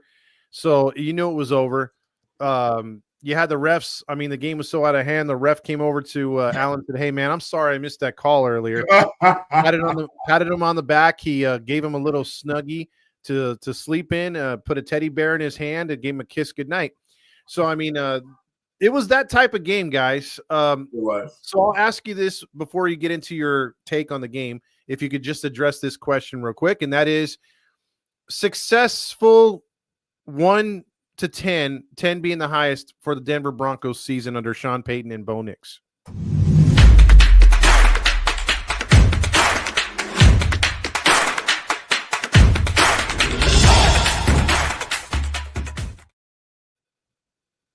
I'm going to go for Denver. I'm going to say there were some games that they should have won in some situations. They did not play well, but again, a rookie quarterback, first time in the postseason in a while. I'll give them a 7.5. I think there's a lot, kind of like the Chargers, a lot of good things, a lot of fundamentals that were put down this year.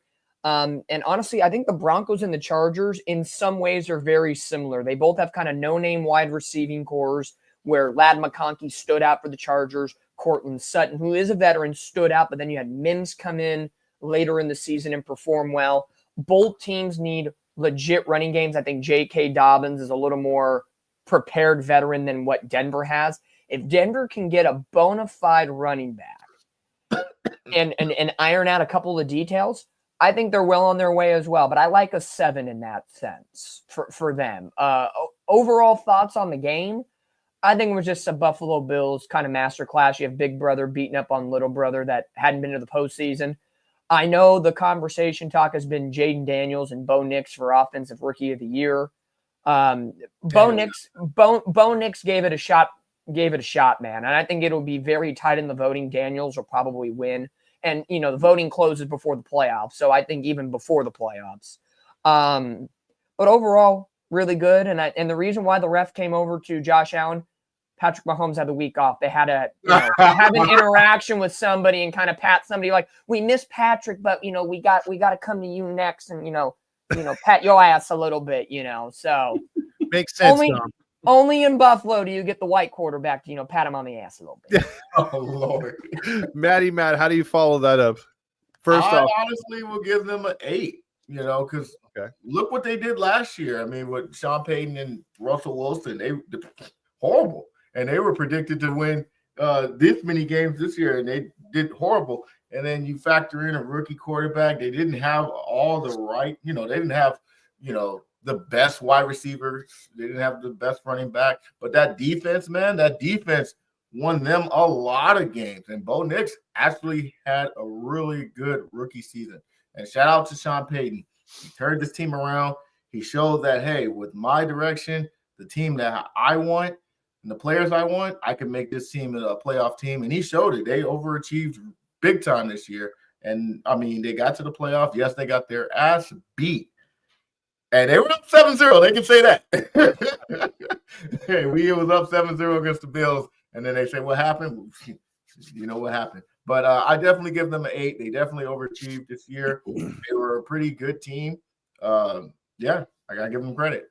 Look for them to be even better. Yeah, no, I'm going to give them a 10.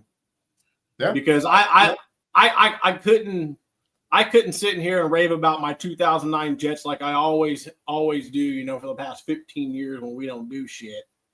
The Broncos reminded me a lot of the 2009 Jets, decent running game, rookie quarterback, a mix of young guys and veteran guys, and a damn good fucking defense, man. Obviously they didn't kind of replicate the success the 2009 Jets had, but they reminded me a lot of that fucking football team, just gritty, well coached. So, and I'll tell you right now, that 80-yard bomb, I think it was to Sutton for that touchdown when they went up 7-0. I think that's the Bo Nix you're going to see throughout his career. Like, that's the kind of guy Sean Payton is building, dude. It's the next Drew fucking Brees, dude. Like, the kid is good. Oh man, I'm so excited to see if Justin Herbert can get his fucking shit together in the fucking postseason, dude. Like, could you imagine that goddamn division? Fucking Herbert, Nix, Mahomes, and then the Raiders. Like, who the fuck knows? They might have to have Brady come out of retirement. But I mean, like, Bo Nix is the real fucking deal, and I like what they're doing in Denver. And as far as playoffs, Denver fans, get fucking used to it. Good takes, because your takes are better than that game. That game was boring as shit, dude. So, with that being said, let's move on to another game. And this one, to me, guys, with all the failures of the postseason, at least the wild card round that didn't live up to par, like what Dominique said earlier. I was going to say something, Todd, real quick. Oh, go ahead. Not to cut you off, but in the comments, Mario, Sonia, they made good points. The Broncos really got lucky to even get to the playoffs, though, because that Bengals team was hot. And if it wasn't for the Chiefs losing that game on purpose, it would have been a different story. That's all I'm going to say. Okay. But now hold on, because now we're treating the Broncos like they've been a fucking stout fucking team for years. Yeah, they were never supposed to make the postseason this year. No, not at all. So to sit to sit there and we're acting like we shouldn't be shocked that they're where they're at. No, we kind of should be. I mean, like I said, rookie quarterback. There was a lot of people coming in this season didn't think that Sean Payton was even the right man for the fucking job after last year. This was a prove-it year, I think, for Sean Payton. Yes, it was definitely a shock value. I'm just saying it was a neck and neck when that last game, and the Chiefs gifted them a playoff win. But even if they didn't make the playoffs, I still would have given them. I still would have given them an 8 for sure. Still would have given them 8. Fuck this year, man. Yeah. I mean, the Jets played in this year, and I'm just like, fuck. Yeah. That defense is insane, man. And Sean Payton risked this season on a rookie quarterback. Like, Bo Nix could have failed, and his ass would probably be gone right now out of the Mile High City. So a lot of it was a low. I don't want to say low risk, high reward, but it was a high risk, high reward type situation. And again, if Denver puts a situation on tap where they can go get a wide receiver and add to what Bo Nix's arsenal can be, 2 weapons on offense, their defense isn't bad. Denver could, like Randy said, that division, Chiefs, Broncos, and the Chargers, that's a 3-horse race where they could all be within a game of each other going into the postseason. And who knows, maybe 1-2 years, one of the teams get lucky and knock off the Chiefs out of the division and put them in a wild card spot, and the tides change a little bit for a year or two. Who the hell knows? Yeah, I'll just say this as a Seahawks fan. I was happy to play Bo Nix. I think it was week 1 or week 2 because week 1 he was not Bo Nix that we know in the second half. Because if he played anywhere in that game, because he was terrible, but if he played anywhere just half as good as he did towards the end of the season, they would have beat us straight up. So yeah. So moving on, Randy, you might as well hit that card. Steelers, Ravens. Oh, yeah. My bad.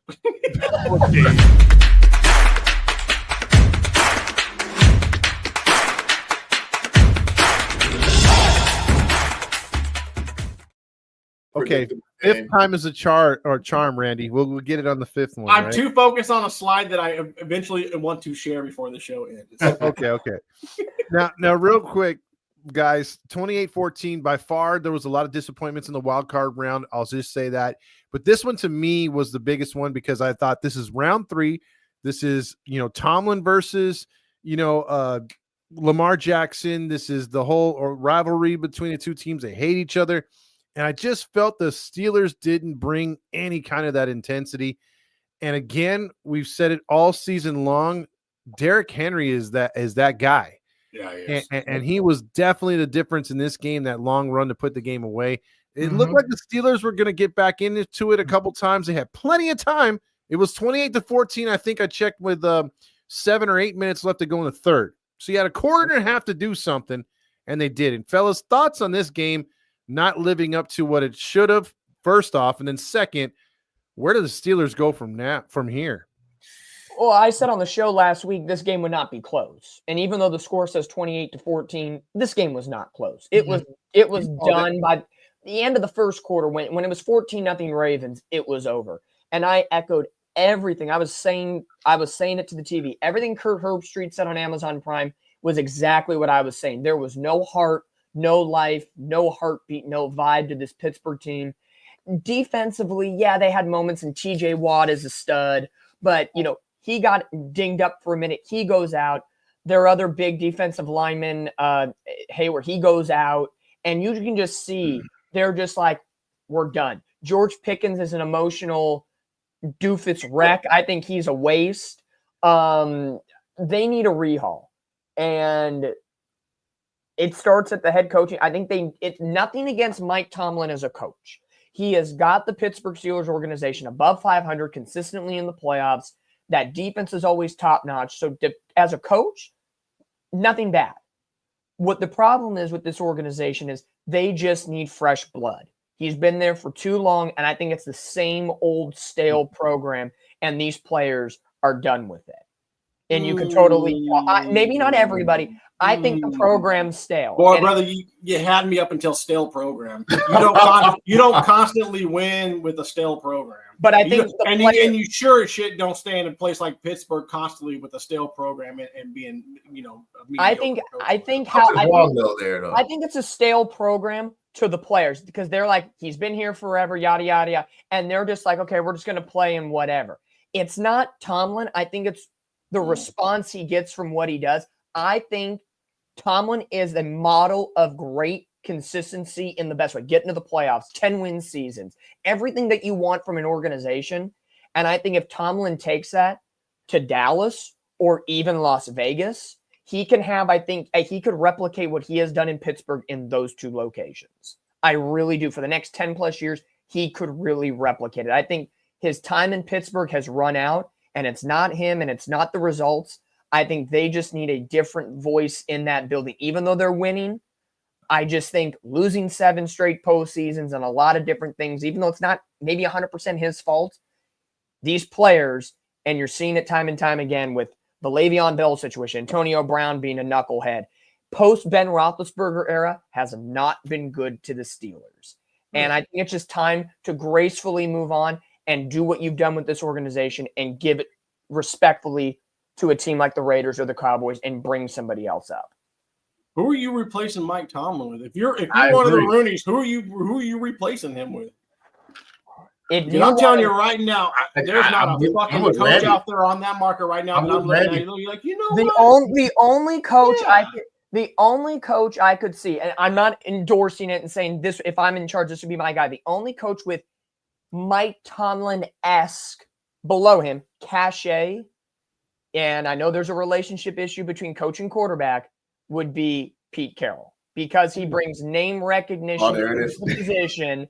He's taken the Seahawks. I know, Todd, you have your opinion. I'm saying, but if you look at the coaching pool right now, Mike McCarthy does not have cachet. I'm sorry. Robert Saleh does not have cachet. All these new and up-and-coming offensive coordinators and people like that do not have cachet. Pete Carroll's the only guy that would come in with some sort of cachet, unless Deion Sanders wants to take over. I won't hate on the Pete Carroll pick. I will just brush it off only because the Pittsburgh Steelers, when they pick a coach, they like to keep him there for about 15, 20 years, and that motherfucker ain't got that left in him. To be a lot. Yeah.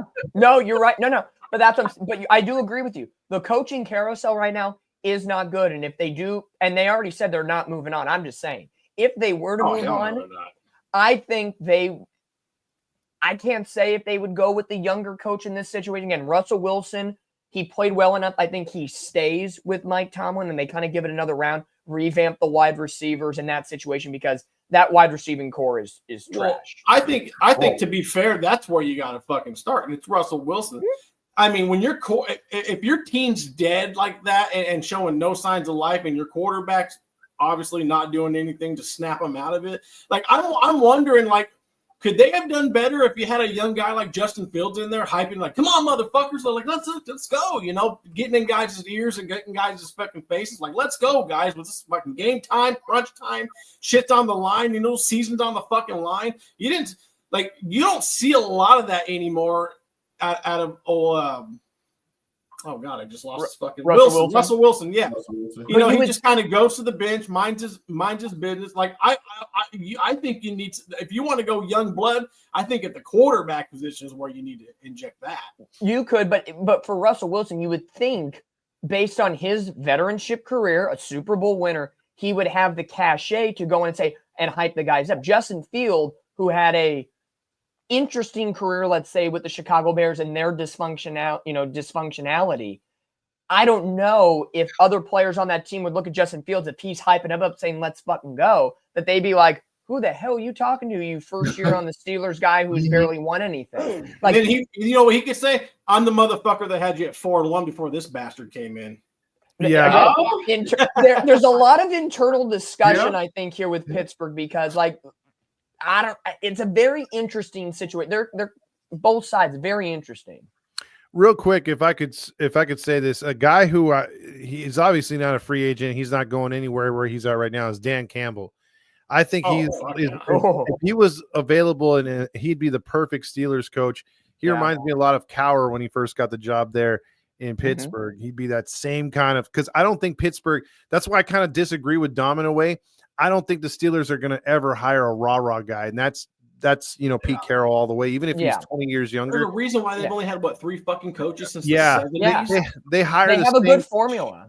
They hire the same kind of coach, man. Defensive minded, very strict disciplinarian. I've yet to see them hire a rah-rah type of dude. So that's why I always say they're in the NFL, and it's clear as fucking day. They're teams that just go for the headlines, and no offense, but the Cowboys are one of those. The fucking Jets are definitely one of those. Like, they only care about headlines. It doesn't seem like winning doesn't matter. But then there's then you got teams that I like to call serious franchises, and your teams like the Seattle Seahawks, your teams like the San Francisco 49ers, and most is shit. Teams like your Pittsburgh Steelers, Baltimore fucking Ravens. Like, when you come here to play fucking football. All that other bullshit, leave that shit at the fucking door. And if you can't adhere to our program, then get the fuck out. We can win without you. I agree. And that's what I loved about having Rex Ryan as the fucking Jets, man. And we just fucking let that shit go to bed. But I digress. Well, real quick, quick hitters, real quick before we move on to the last game, because the last game is definitely the one I want to talk about because it was the best game. But real quick, Ravens, how scary are they, guys? Sum it up real quick. Very scary. They're very scary. They're very scary. I mean, you got a two-headed monster and Lamar Jackson and Derrick freaking Henry. Either one of those guys should be fucking MVP. Yeah, man. I ain't gonna lie to you, man. I ain't gonna lie to you. If it wasn't for Derrick Henry this year, the Ravens would not be in this. I said it weeks ago. My pick for the Super Bowl is the Lions and the Ravens, baby. You might just get that. Yeah, we might just get it. I think Baltimore's a scary team. Again, you take Derrick Henry out of the mix, and they just had whoever, like, J.K. Dobbins back this year or whatever. I think it's a completely different team. For so long, defenses come in and say, okay, we have to protect and make sure Lamar does not get out of that pocket and run. Now defenses are saying, okay, we got to stack the box, protect against Derrick Henry. And what's Baltimore saying to that? Hell yeah. Now Lamar Jackson can run around, get out of the pocket, bootleg, checking on down to Andrews, Zay Flowers, Bateman. Derrick Henry opens up that offense even more than what we ever thought that ever could be for Baltimore. So we knew pretty much it was going to be Buffalo and Baltimore here in round 2, leading up to probably the Kansas City Chiefs. And I've been very high on Buffalo this year, but seeing Baltimore, my pick may be changing. I'm just saying. And look, they both quarterbacks. I already said I don't think I don't think the Chiefs are making the Super Bowl. Yeah. I'm saying this: both quarterbacks need to win. Lamar needs to win for his legacy, and Josh Allen needs to win for their legacy. Because if they both, one of them lose, well, one of them will lose, but that's going to be. It's going to be. It'll be. You're right, Matt. It'll be severely devastating with the numbers that both those guys put up. It's like, where do you go from here? How much better can you be? And there's going to be the people saying, look, you had Derrick Henry, you couldn't win. Look, the Bills had a great record and this and that, and they still couldn't do. So, yeah, man, I'd hate to be either one if they go down. I think we'll get to the Bucs game, and we'll talk about this when we talk Bills and Ravens. I think, to shorten it, I'll explain it when we get to that game. I think Lamar has more to lose in that matchup than Josh Allen. True. And I'll explain that in a little bit. Okay, we'll jump into that in a second. Before we do, like Dom said, play that. Let's see. Do we have it now? It's the Bucs versus the 2, 1.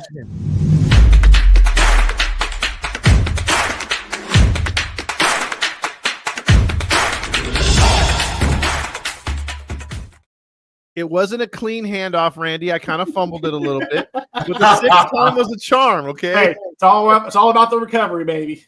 I almost said Redskins. Commanders, Buccaneers. This game was fantastic, fellas, from start to finish. I mean, you had Baker Mayfield taking hits, pushing the pile, running into people on purpose. The run game was good for Tampa. The defense was looking good. And then Daniels looked like a freaking fifth-year quarterback. Whenever they needed a score, whenever they needed a big play, you had Bobby Wagner come up and show up. You had the defense make a big play, get a fumble. I mean, you had all kinds of crazy plays in this game, and it went down to the wire on a doink by a guy who had OCD. He said, let me move this kick to the left. Had he not moved it to the left hash mark, that dude misses 15 yards to the right. That was crazy. Got to comb the hair before you go out and kick it, baby. He had to put his socks on right, tie his shoes right, and he had to fill his cabeza like 20 times. But guys, thoughts worked. Yeah, right. If I'm a Commanders fan, if I'm Sonia, who gives a crap? I'm 100%. Hey, Teamer, don't be so disrespectful. You say that name correctly. This was a really, really, really good game, and tough sledding for Tampa Bay because, I've talked about it all year long.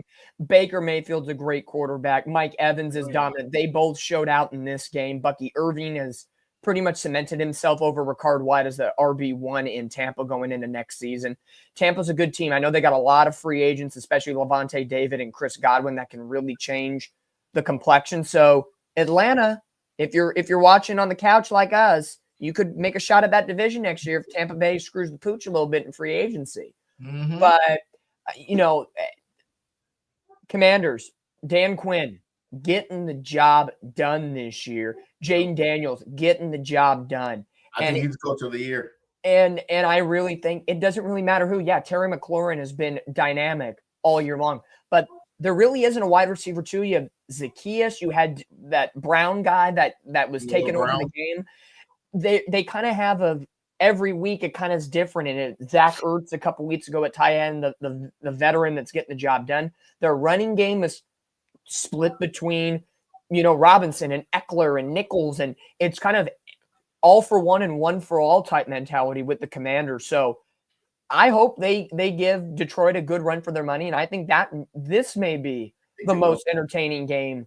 I think they will. If not the Baltimore game. I think those are your top two games of the week.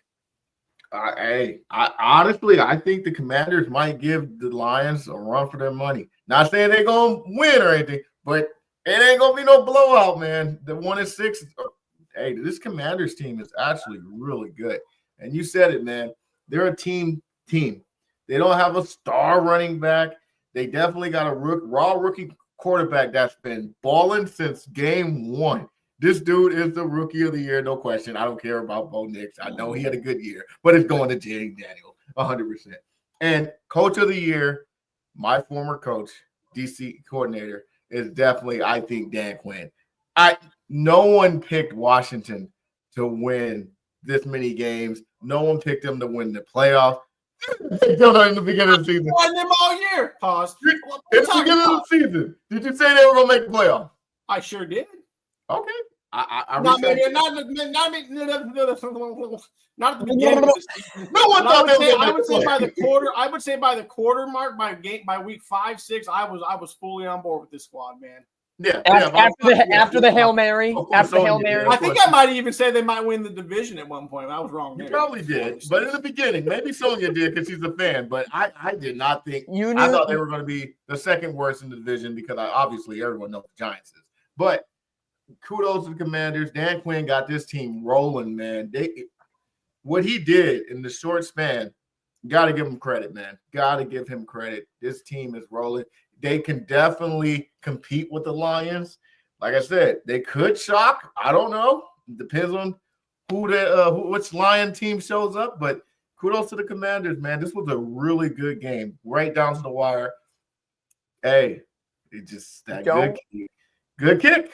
Don't give Jaden Daniels the ball with less than a minute left. He'll march down the field. You saw what he did to the Bears. Sorry, Mario. Well, you know what's really impressive, Randy, before you take a shot on this one, what was really impressive was I think it was after the fumble that Timur 20 brought up where he missed misplayed the ball. You know, there was still, I believe, 5 minutes left.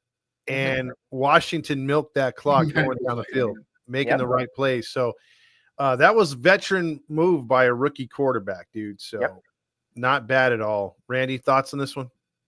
No, I think Dan Quinn's doing a hell of a job there in Washington, man. Just, to the front office staff, and then just keep doing what you're doing. Keep giving the guy, what he needs. That I honestly think that if you stay out of Dan Quinn's way, which Atlanta couldn't seem to do when he was fucking there, he will win a Super Bowl. I fucking promise you. Well, that guy can fucking coach, dude. And I like Jaden Daniels. I like this Commanders team. That they're like right now. They're like my second team. Like I know the Jets are going to suck for a while, so I'll be rooting big for the Commanders, and it'll give me and Maddie something to rival with each other, during the season on the podcast. But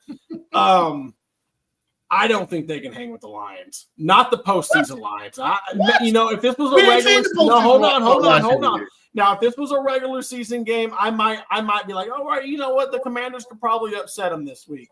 But we're talking about the postseason Lions right now, man. And I just think, honestly, if we're talking about, and we talk about this a lot on this show, this game always usually comes down to coaching. They could either fucking make you or it could completely fucking break you.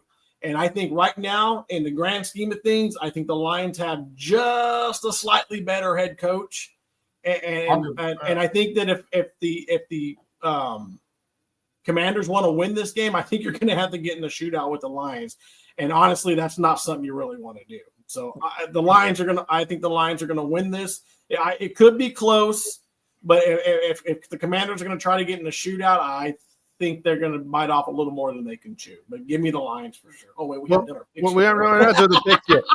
Hey, I told you they're going to the Super Bowl. Well, before we jump into the picks, I just got to say something. With Washington Commanders making the postseason and them actually changing my mind and actually giving them their respect and calling them Commanders, even though my respect doesn't matter to two shits to that franchise. But I will say this. I want the Redskins back, and I want to hear "Hail to the Redskins! Hail victory! Brave!" I got a feeling it's coming back.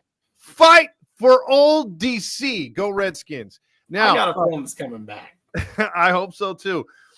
So with that being said, Randy, how do we do in the picks? Do you have that queued up, or we don't have that queued up? I almost went perfect.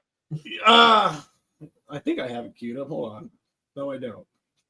Okay, that's okay. I put you on the spot on that one because we forgot to do that earlier. I did it completely. No, yeah, I don't have slides. I didn't get around to that.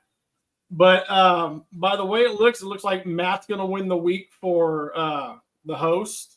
Okay. Sorry, no songs this week, guys. It's all good. Damn Chargers. Todd's like, fuck yeah. You play mine. and I believe for the viewers, shocker, Sonia won. She went 5-1. Jeez, good grief. She's She's like fucking Dom. smart, man. I'm gonna have her make my picks next year. Right? Go to Vegas. So with that being said, fellas, it was not an interesting wild card round. We are in the Elite Eight now, going into the divisional round. So here we go, and we're going to start it off, fellas, with the Chiefs and the Texans. Do you have a slide for that? No, I was going to, and I fucking totally forgot. He wanted redemption. He's looking for redemption. I know, dude. Come on now. But the Texans are 10-7 currently without, and then 11-7 with that wild card win. The Chiefs are 15-2, 8-0 at home. Tickets, the lowest ticket price is $112, which isn't bad. That's not bad. For a two-time Super Bowl champion in a row there. And then 25 degrees, partly cloudy, so weather won't be too much of a factor. Kansas City is an 8-point favorite. 41.5 is your total points right there. So we will just take a shot on this right now. And whoa. Sorry. Wow, that's a big ass flop. That's what she said. Whoa, now. So let's go. Give me that 20 seconds. Gave her the best 20 seconds of my life. Chiefs. The Chiefs, I think, are going to roll in this one. The refs are the 12th man in Kansas City, and the Chiefs fans still find it in their passionate ways to boo when the call goes against them. Not too many calls are going to go against them in this one. The Chiefs are going to get ready for whoever wins that Bills-Ravens game, in my opinion. Hey, thanks for playing, Houston. Brother Dom. No, I agree. It's going to be a Chiefs day, unfortunately. Shocker. They get the 1 seed. They go out. Same divisional matchup that they had last year against the Texans. Hopefully it's a shootout. Hopefully C.J. Stroud has some options where he can kind of compete in a certain way. But the Chiefs have their full assortment of weapons with Marquise Brown and DeAndre Hopkins, Travis Kelce, Xavier Worthy. Give me the Chiefs, unfortunately. All right, man. Wow. Did it just double buzzer? I don't even need the 20 seconds, man, because you already know the Texans had a good run. They did me a favor by beating them Chargers. But I will say this Chiefs in a blowout. This should be a no-brainer. I do wish the Texans could make it competitive. That's all I'm going to say. But Chiefs in the win. You remember what happened last time those two teams played? I do. Ooh. I do, actually. What happened? Texans got a huge lead and then just got annihilated. And then Tank, yeah. And then this year when they played, Tank Dell busted up his knee. Yep. Randy? Who you know what? Don't do it. Don't do it. See the Texans winning this game, but I'm not going to pick them. Give me the Chiefs. I'm tribute to Maddie there. I really thought you were going to do it. Now let's do this then, Randy. I want you, since there's only 4 games to keep track of. Let's see who gets the scores. We're going to do a little something different. So you guys put it in the. I'm going to throw a curveball at all of you people. Okay. So we're gonna see who lands the score closest, and that'll be a extra point or an extra victory for you. So you could get 2 victories per pick. So we're going to throw it out there for those in the chat and for us right here. So I'll start first, and I'll say it's going to be 30-10 Chiefs. Okay. I'm going to go 27-17 Chiefs. Oh, my God. I literally thought 27-7. 27-7 Chiefs. Okay. Ooh, you know what? I'm going to go 19-14 Chiefs. Oh, that's a great year. Doesn't that sound like a fucking typical 2024 Chiefs fucking score? Come on. Yep. Yeah, I hate to say it. Oh, and by the way, the Texans will be ahead most of the time. Watch. So if you can get the pick right, and the score right, that's 2 wins for you. Bonus point. Robert said 42-3. God damn. I'm going undefeated this week, baby. Let's go.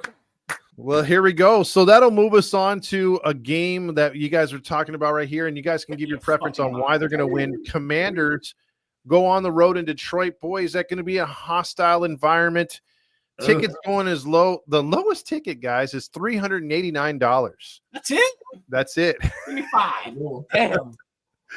You have Detroit. I don't know if you should play this soundbite, Randy, but they are a 9.5-point favorite. I think don't be so disrespectful should fit right there. Hey. Don't be so disrespectful, okay? Absolutely. Total points on this one, 55.5. Goddamn right. Goddamn right. So let's get that 20 seconds, Randy. You got it. All right, so this one's going to be a fun game. I think Jaden Daniels is going to ball out again. I just don't think it will be enough. I mean, could it happen? Yes. Will it happen? In my opinion, I don't think so. I think there's too many things that the Detroit Lions haven't done yet, and they got to get to that NFC Championship and beyond. You know, I think it's going to be one of those situations where we saw it last year with the 49ers coming in after the bye and the Packers took it to them for most of the game, and then the Niners squealed out. I think Detroit might have that similar thing. They had the bye week, rested up. There's something about that secondary I don't 100% trust. I think Jaden Daniels can expose it. It'll be close, but Detroit's the better team. They'll have the upper hand. Yeah, I'm in agreement there with you, Dom. Like I said earlier, though, if you're going to get in a shootout with the Lions, that could get real dangerous. And I just don't know if Washington quite has the, I don't know, mental capacity to really put one over on the Lions. Give me the Lions. Matt? I personally think it's going to be a close game in the first half. I think the Commanders keep it very close, probably 14-17, and then they probably score maybe one touchdown or even a couple of field goals in the second half, and then Detroit clamps them at the end. Give me Detroit. And for my final score on this one, because I think there's going to be a lot of 2-point conversion attempts, I think 100% some safety. Go with Washington 27, Detroit 36. Okay, close. I already had it written down. I have Detroit 38, Commanders 27. Man, you guys are right in my ballpark, too. Right there. I got it 35-20, the Lions. All right. Yeah, I'm right there. I'm at the Lions 35-24. Yeah. Sorry, Sonia. Sorry. All right. I want to see her score. But hey, if an upset happens, am I going to cry about it? Not really. No, not really. I'm fine. I think the Lions are going to the Super Bowl. Now, this could be, I think it is going to be the last Peacock game of the week or game of the year. And it's your LA Rams somehow in this spot again when they shouldn't be here. Playing the Eagles in Philadelphia, 39 degrees and cloudy, weather not too much of a factor. Philly's a 6-point favorite. 43.5 is your total points in this one. So they're expecting a little bit of a low-scoring game. I think the biggest question is, does Jalen Hurts show any kind of emotion? But with that being said, give me that 20 seconds. Man, I want the Rams to lose so bad. And I don't like the Eagles either. I've never been a fan of Sirianni. I don't like Hurts, but Barkley is a factor that won't show up. I'm picking the Rams. What? NFC Championship. What? I like your style. Dom, what you got, man? I hate the Rams as well, as you could tell from earlier in the show. First time these two teams played, the Eagles ran all over them at SoFi Stadium. Barkley was a non-factor this past week against the Packers. Say it ain't so, because he's coming back with a vengeance. A 2-touchdown game from Saquon Barkley, 24-20. Give me the Fly Eagles fly and kick the Rams out. Kick them out. All right, Maddie. Man, this is going to be a high-scoring game. I think it's probably going to be a more high-scoring game than that Detroit team. Hey, man, I got the Eagles. I hate to say this, but Saquon, man, is going to be the difference maker in this one. He's going to probably rush for 2 touchdowns, and then Jalen Hurts gets 2 touchdowns. Yeah, I mean, I don't know. I want to pick the Rams because, you know, they do get lucky. But it's the Saquon factor, man. I'm with Matt on this one. I think that he's going to be the ultimate deciding factor in this game. So, yeah, 100%. I wouldn't say 100%, but give me the Eagles. Did you see that run play where he could have just ran for like 60, 70 yards and he just slid and was like, yeah. I hate when they do shit like that. I'll be like, Humble fuck play. you guys. Touchdown. I would have ran it through. I ain't gonna lie. If I'm gone, I'm gone. Hell yeah. I'll just say this, fellas. I do want the Eagles to win. As much as I'm not an Eagles fan, you got to pick the lesser of the two evils. But something tells me, dude, and I don't want to be wrong. You're playing what I did last week. You're playing mind tricks. You're playing what I did last week. Todd's doing this week. That ain't gonna fly on this shelter. I hope not. What about final scores? My final score right here, I'm going to go with 26-21 Rams. Ooh. Close one, 24-20 Eagles. I got 32-24 Eagles. 24-23 Eagles. Damn. My man said 24-23. That would be awesome if the Eagles won like in a last-minute field goal or the Rams missed one. That would be great. That'll move us on to probably a game we've been all anticipating all year. It's one of those fantasy football games you want to see so bad, and it's aligning just right, just not in the AFC Championship. It's in the divisional round, and it's Ravens-Bills for the privilege to play the Chiefs in the championship. And tickets are going as low as $130, 16 degrees, and cloudy with a chance of sprinkles of showers of snow. 51.5 is your total points, and the Ravens are a slight and ever so slight 1-point favorite on the road. 1 point favorite, yeah. That's reasonable. That's reasonable. So before we give me that 20 seconds, boys, this one is a tough one. Yes, if you guys want to spend a few extra seconds on this one, this one's really good.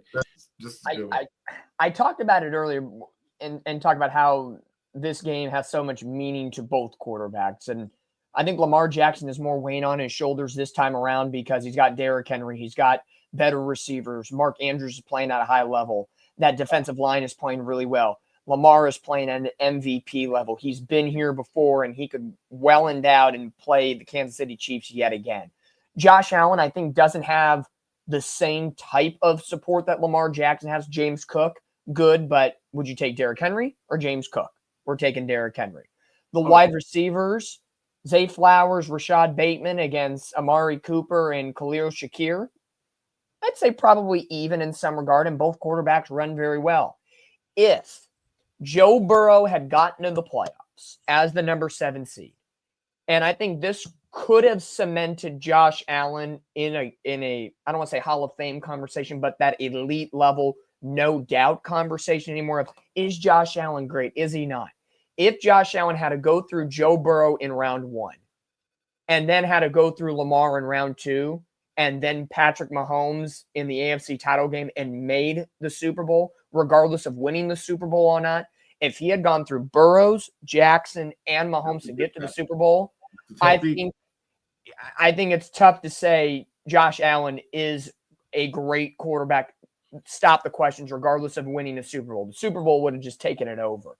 For Lamar now to beat a divisional rival, to go after Josh Allen and then potentially Patrick Mahomes and whoever in the Super Bowl, I think he's going to have to win the Super Bowl to garner that respect that a lot of people have not given him yet. Josh Allen, I think making the dance is one thing, but they both are very equal, and I think this is going to be a great game. If they can ball out, I want to see like a 40-40 kind of game. Like, that would be amazing. I think so. Thoughts, guys, before we make the picks? I'm like I said earlier, this is one of those games where you feel bad for the losing quarterback because they both have so much to lose, man. Because look, Lamar's been an MVP, 2 seasons or something, and hasn't even got close. Well, he got to the AFC Championship, but that's as far as he got. Josh Allen, a lot is on him, man. He's one of the top 5 quarterbacks, and I don't even think he's got to an AFC Championship yet. No. And so I feel for whoever loses. That's all I'm gonna say, because this is a tough situation to be in, and it's a tough out for both teams. So this is, by far the toughest pick'ems this season. We'll hold that thought on the pick. Randy, give your thoughts before we go. I'll make my pick.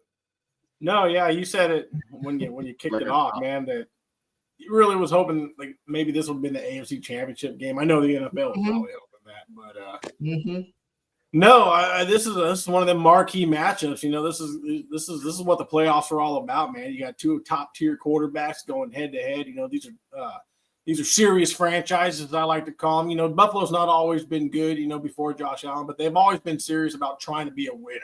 And I've always given them credit for doing that. So I'm very much looking forward to this game. And like you guys said, man, like I feel sorry for the quarterbacks who got to hear the bullshit when they lose. Yeah, and before I make the picks, just listen to these numbers. Lamar Jackson, 4,172 yards passing, 41 touchdowns, 4 picks.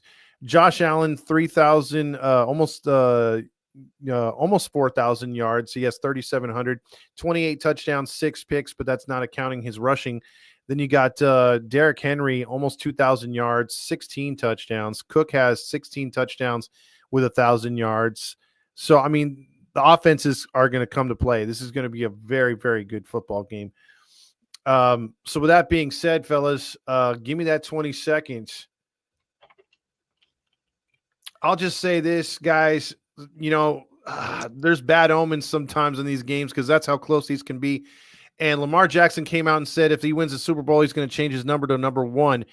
Is that overlooking the teams in front of you? I think it does, and I think it plays a part. The pressure will get to him. Give me the Bills. Did he really say that? Yep. No shit.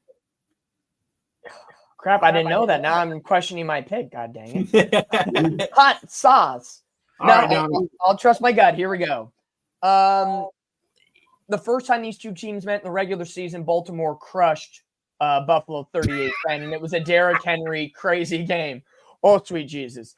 Anyway, Derrick Henry is the wild card factor in this game. That's why I'm going to say Baltimore in this game. So close, Baltimore, but damn, Josh Allen's going to play a hell of a game. Rob, why you gotta be so fucking disrespectful? Rob, you're an ass for that. Oh, you're so disrespectful. That's so funny. That's so disrespectful. If you know, you know. If you know, you know. The patio's still open from what I hear. Rob's probably there now. All right, Maddie. You got 20, baby. I'm going to say this. Derrick Henry's definitely going to be the key factor in this one. Even if Lamar Jackson has the playoff Lamar Jackson game like he's used to having, I think with having Derrick Henry in your back pocket is a key factor. I'm going with Baltimore.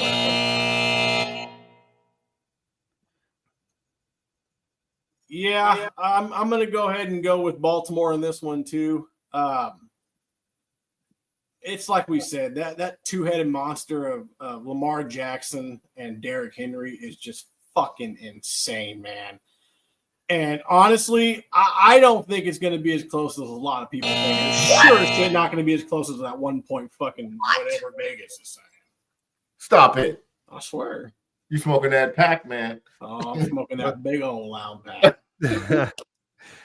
I'll just go with my score prediction and a quick note on it. I think the Bills get a couple big turnovers on the Ravens, and that's the key. I don't necessarily think the Bills can hold Henry and Lamar. I just think a couple miscues are the difference in the game. And the Ravens defense has not been Ravens defense like over the last few years. So I think they will find and exploit those. So I'm picking tentatively the Bills 31, the Ravens 29. What was the overrun? What was the total points scored in this game they're predicting? Total points is hold on, just had it. 51.5. Oh, well, my score is going leaps and bounds past that. Leaps and bounds. I'm saying Baltimore, as I mentioned, 37-34. Ooh. I'm going a 71-point affair, 16 degrees. Yeah. It's going to be Lamar, Derrick, Josh Allen. This is what I want it to be. So I'm going to go with my heart on this one. Okay. High scoring, yes. I don't know about 70. I'm looking at maybe like 28. Probably 35-28 Baltimore. That's still a good score too, though. Yeah. Yeah, I'm thinking more along the lines of 35-20 Baltimore. Ooh. So we're all one score except Randy. Randy's thinking the Randy gives a double-digit score. Randy might be on to something, man. Or he might be smoking that pack. I'm usually doing both. Well, we'll definitely see who won between I think we should do too, since there's only 4 games, have the viewers go up against us. Moving forward, let's see who gets dead. They'll still get dead last. We can do that. See us.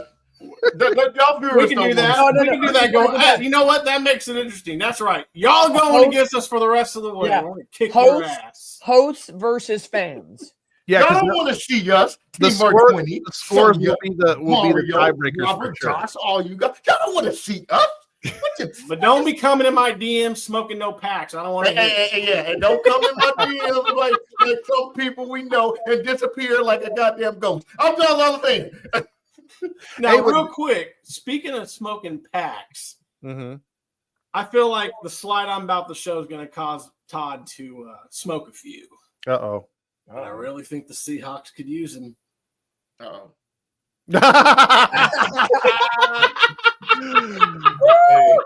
hey, man. That looks legit. I ain't gonna. Hey, it is legit. Breaking news, baby. That ain't allowed. That looks legit. I'm telling you right now, that ain't a loud pack. That is a squeaky voice small pack. That is my worst nightmare, Randy. That's fun size pack. Worst nightmare. Like Randy's over there thinking about all the Jets quarterbacks of the past, and he has PTSD. Hey, if you were to give me the midget, man, I'll tell you what. If he got you a Super Bowl, you would love him. There's no way he'd win to get it to the Super Bowl. Dude, I'm not even kidding. Like, that's one ultimate thing that I would love to see is happen to fucking force Todd to root for Kyler Murray.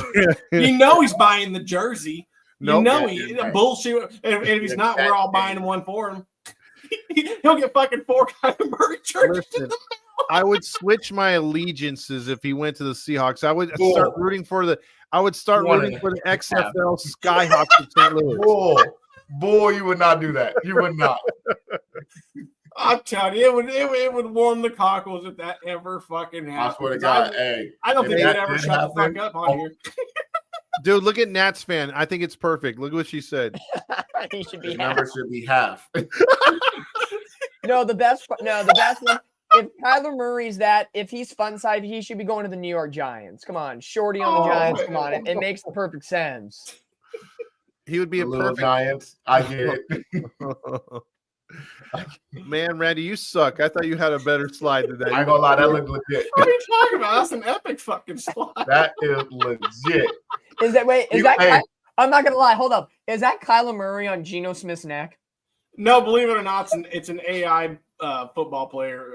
Okay. I was just saying, it looks like Geno Smith's neck right there. I'm not gonna lie. He was staring at Todd's future right Why? Because he's black. Oh. By the way, if you look in the background though, you see how much fans are there? That's how many fans would be there if he started quarterback for us. Bull. That was support that man. That would be the 12s right there. Oh shit. Damn, now I wish I would have photoshopped the half on his fucking jersey. That'd be the 12 angry Seahawks fans that are kicking him out and finding him guilty of treason and shit. That would be Santa Clara North if he took over. Good God. Oh my God. Looks like an Angel game. He ain't lying. We suck. All Angels fans, we just keep it 100. We suck. Don't get me started on those motherfuckers. Man. After July, that's what his stands look like. As soon as they get their fucking Christmas present. What are you talking? No. There's going to be a Shohei Ohtani clearance sale. Oh yeah. Again, wow! Fucking 3 years later. Look at here, Team Air 20. We know we are, man. You ain't got to put the emojis on there, man. Okay? You gotta make it worse like that. That's very disrespectful for you to put. What a dick! I know, man. We ain't been playing good. Okay. At least we don't wait. check me if I'm right. I don't think we have people get murdered on our property though. No, we don't. So Hey, see, our scoreboard, we be getting our No, we just feed them drugs and kill them ourselves. Hey, who's got the longest streak right now in Major League Baseball? That would be us of not making. Oh, Teamer says he's an Angels fan. All right, so he could talk. He could talk. He's good. Yeah. You say. All right, fellas, another great show. We had Sam Darnold call in from the losing Vikings. Lord, that guy. We'll find out where he goes later on. Maybe we'll talk to him going down the stretch. No. No. He'll be on the Peacock Network as an analyst this week. There you go. He'll break down the defenses like he couldn't do this last Sunday. Oh, that would be interesting. Hey, you leave Sam Darnold alone, okay? He's going to come back to Minnesota next year. Oh, you're still smoking that Darnold pack. First of all, okay, he had a good year. He didn't show up in the playoffs like I thought he would. He'll be back next year. I guarantee it. Sorry, Rob. We got the replay on YouTube. Make sure you check us out. Hit that like and subscribe button before you leave, though. That's right. Yes. So for everybody on here, or at least for myself, this is Todd Fox. The rest of the hosts will say good night. And so long to the AFC Championship and NFC Championship games. Next week, we'll talk about it and recap the division. No good. That's true, Sonia. See you guys.